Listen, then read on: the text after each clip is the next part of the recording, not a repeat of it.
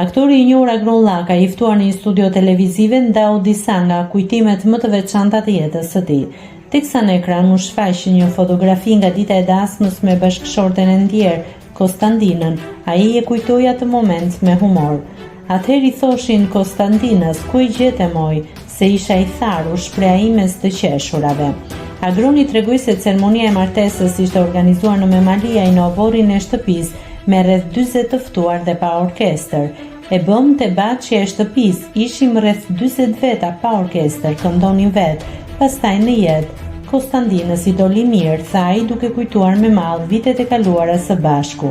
Aktori ndau edhe një episod të këndshëm nga jeta bashkëshortore, duke treguar se ai ka qenë gjithmonë shumë korrekt me oraret, ndërsa Konstandina ishte krejt e kundërta.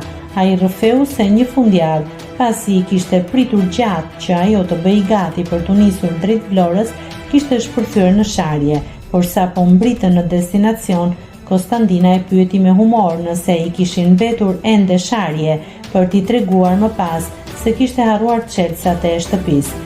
Rrëfimi i Agron Llakajt solli emocione dhe të qeshura njëkohësisht, duke treguar edhe një herë dashurinë dhe kujtimet e bukura që ai vazhdon të ruajë për bashkëshorten e tij të ndjer.